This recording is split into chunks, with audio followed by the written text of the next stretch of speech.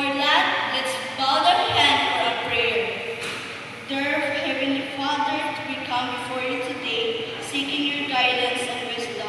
Bless our time together and speak to our hearts through your word. In His name we pray, Amen. Have you ever thought about how much effort we spend into our daily tasks? Bisan sa trabaho, we spend effort. We spend a lot of effort. Bisan sa school, mag-spend sa effort kaya nag-kuha sa ma-honor or ma-achiever kita. Sa atong balay, we spend a lot of effort. We often go the extra mile for the things we value, right? We spend the extra mile for the things we value. But how much effort do we give when it comes to God's Word? Nag-gives ba ta og effort para sa buhat sa Ginoo? Kung what if i-retaw nato ato ang effort nga gihatag dinha sa Ginoo? 1 to 10, makapasara ka ha? O maka-overwhelm ka ha ang Ginoo nga sa atong binuhatan? Ma-overwhelm ka ha ang Ginoo sa atong good things nga gibuhat diha alang kaniya? In Ecclesiastes 9:10 reminds us that whatever task God places in our hands, we should give it our all, our talent, our time.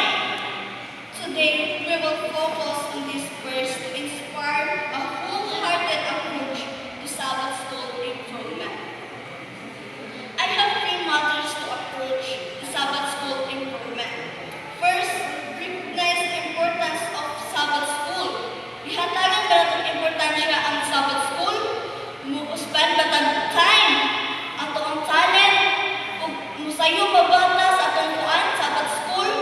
I have observed mas daghan ang tao sa divine worship nga ang gigahin man dun sa Ginoo whole day, di ba? Mas badaghan ang tao sa divine worship. Lahi pa ba ang kuan ang time sa Sabbath school? Sabbath school is not just a time to gather and study the word. It is a platform for spiritual growth, fellowship, and equipping each other for God's mission. Our mission is to share the God's word. Pero sa atong obserbahan sa atong individual, we share God's word sa atong silingan, sa atong friends. Napapatay time para makashare og kuan God's word diha kanila. Ato bang gidasig ang uban katong mga naluya? Nadasig ba nato? How do you view Sabbath school? Kung feel nato routine lang ang Sabbath school, it's wrong. Remember this, God has entrusted us with the sacred responsibility of learning and teaching His word.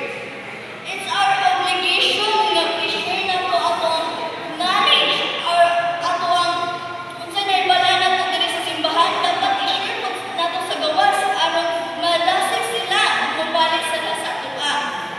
Thankful galing ko kay nang gibay class ang kuan pag-assign sa Sabbath school kay imagine akong manghod, akong papa nasa kilid. It's a big opportunity of us para makashare nila sa tabangan.